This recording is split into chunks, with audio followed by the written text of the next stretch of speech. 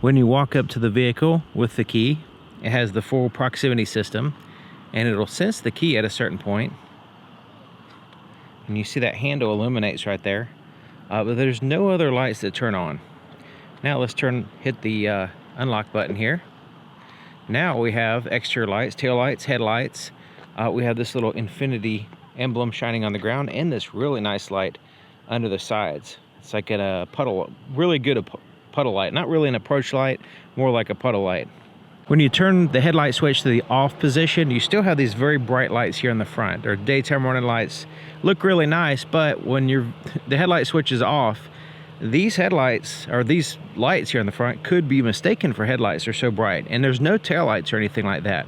Now we have the parking lights on, and the parking lights are basically the same white lights here, in addition to other lights. But these are really nice looking, nice stylish, kind of swooping up, sharp there in the corner, LEDs, and kind of give the front of the vehicle a nice distinct look. There's also an amber side marker here in the front. The tail lights wrap around to the side of the vehicle, serving as like a side marker, and they're red, of course, nice and sharp, looking good. LEDs. Tag lights are now on with the parking lights.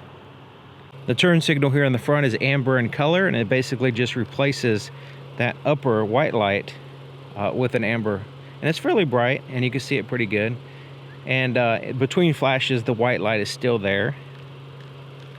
There's also a turn signal indicator here on the side mirror. It's amber in color. Not super bright, but you can see it from the front, the side, and the back. It's a little bit brighter this way. And then the turn signal back here is basically just a red flashing light. It's pretty bright though. It's a red LED, and it's within the whole tail light housing here. So it's going from the tailgate all the way out. So it's pretty big and bright. Now this is where the reverse lights and the brake lights are within the same housing. Then it has the third brake light in the top of the glass as well. So you can see there's a lot of light in front of the vehicle. That's why I say some of these lights here in the front can be mistaken for headlights, because the headlights are not on yet. Let's go ahead and turn the headlights on. You can see there's a clear cutoff, and we'll go down a dark road and so you can see what it looks like driving. But the low beams are this. The headlights are basically projectors, and the projectors are, you can see the larger one on the outside is the low beams, and then you have the inner portion that lights up with the high beams.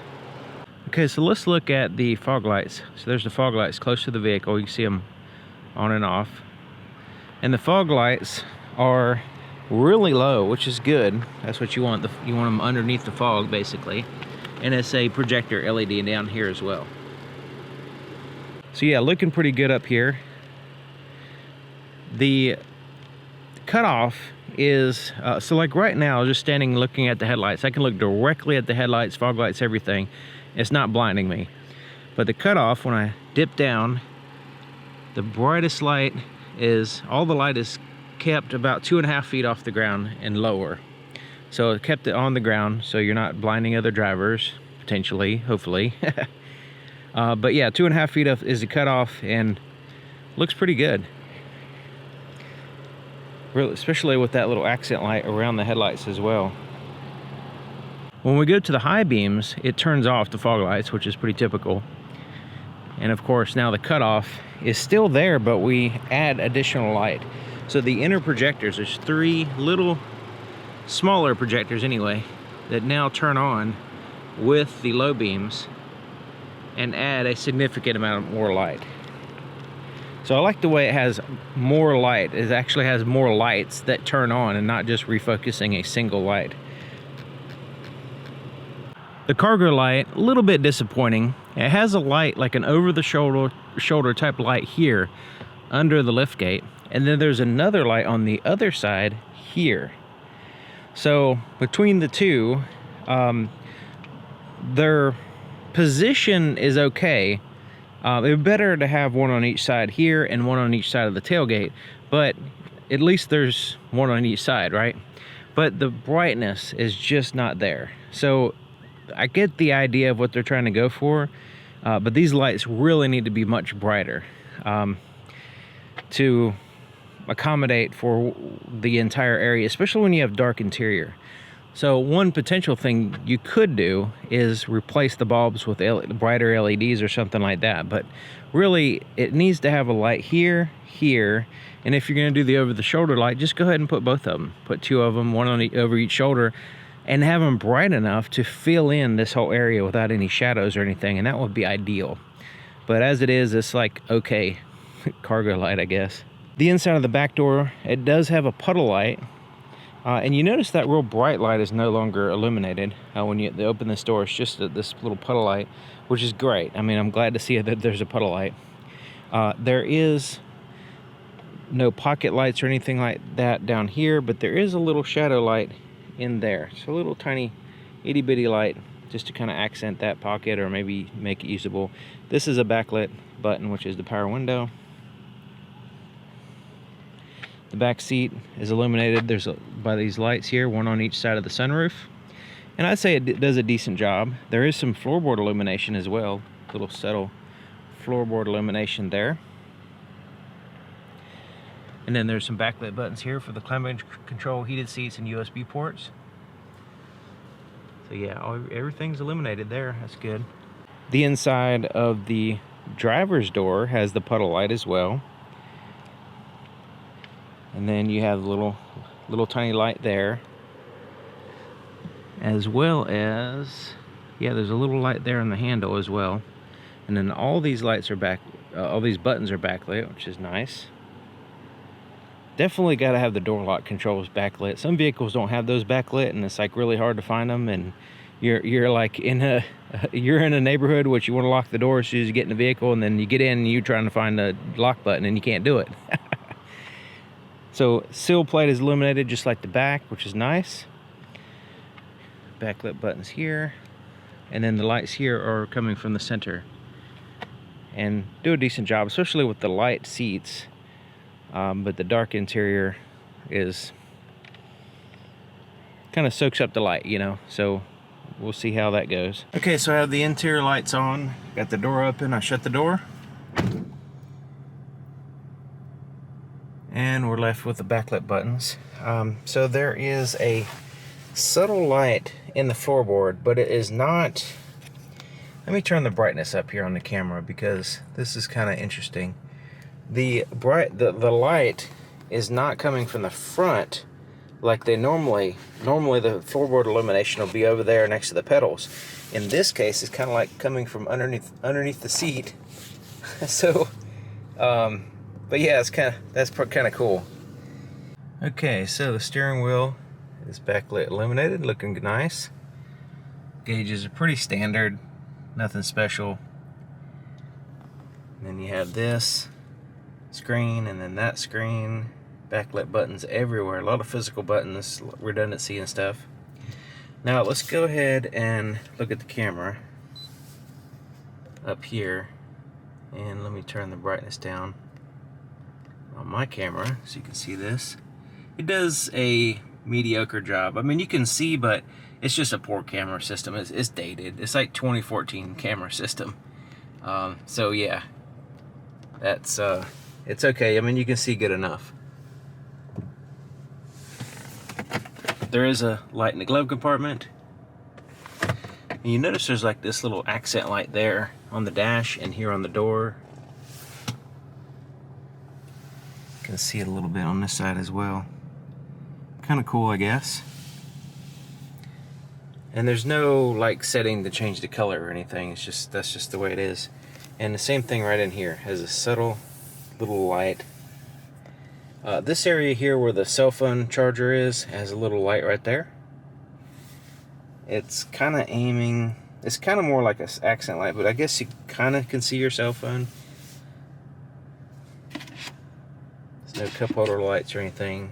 There's the shifters illuminated. These buttons are illuminated. This center console is dark, just an abyss. There's no light in there. You can see in there pretty good with the interior lights on, but it would be nice to have a little light in there. Up here it has some backlit buttons, and I'm glad that the button to turn on the interior lights is backlit. Some vehicles miss that. So you can turn on all the interior lights. You have these quick reading lights as well, here, and it kind of shines in the center there, in the lap. These little reading lights, so it doesn't blind the driver. But this one kind of does. This one's kind of like right in your face. So it's good that they have those separate lights. And then the visors have a single light there with a mirror.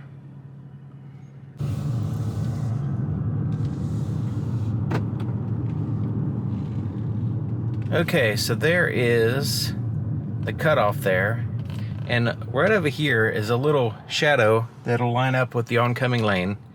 Right over here, there's the high beams. Well, it's on automatic high beams right now. But yeah, there's the low beams there. And the automatic high beams actually work fairly well. As long as the windshield's clean, it's able to dim the lights when it's appropriate.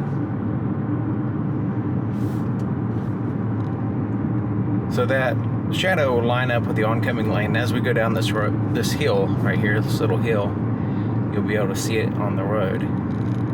So you can see, yeah, you can see the oncoming lane has a little bit less light on it. It's not a huge difference in this car, but the cutoff just kind of dips there just slightly. And this helps out with glare, you know, like if the road is wet from rain, but also just the kind of moving up and down the deviations in the road, and just slightly better to help not blind oncoming traffic anyway. Alright, so we got automatic high beams turned on, and it gets darker up here, and we're going to see how well both the low and the high beams work. The low beams are looking really nice right now. Looking good. Go ahead and turn on the fog lights as well. If you can see. Yeah, we'll go ahead and turn them on. But yeah, these headlights, they'll turn. Yeah, now if you can see that, you can see they kind of turn when I turn the steering wheel.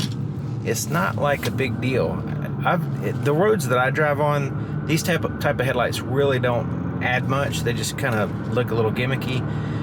But other people tell me that on the roads that they drive, it helps out. So, okay, so there's the high beams. Let's go back to the low beams for a second there. So yeah, slight difference there. But yeah, these are really good. I can see on the sides of the road and everything on the low beams. Seems maybe the low beams are a little bit slightly dim. Not really overly bright or anything, but not overly dim, not overly bright. They're kind of in that mediocre. But the high beams are where this vehicle really shines, pun intended. So you can see the trees in the distance. You can see everything because that's 3 additional LED projectors that turn on, and they overlap enough to where there's no patchiness. There's no problems whatsoever as far as visibility when the high beams are on, and they connect well with the low beams. So the low beam projector is still on. It's just the high beams add to it, and they just kind of blend in to where it looks like one huge light.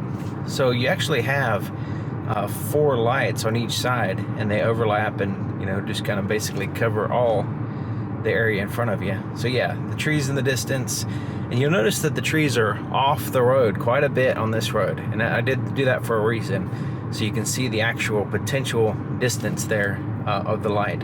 So I can see on the side of the roads well. So yeah, it's like 100 feet off the road here is some of these trees back there. Now it's a little bit tighter, but yeah, we can see good even with you need that extra distance there that's required on this road.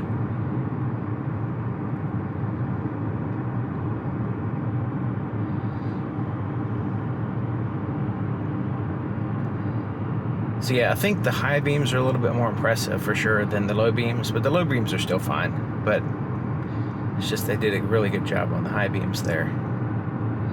And the automatic high beams are a little bit extra cautious, where, you know, a little reflector or something like that keeps them from turning on. So sometimes it could be an issue if you're on a dark road. You might want to just put it on manual and not have the automatic high beam, so you can have more control over that.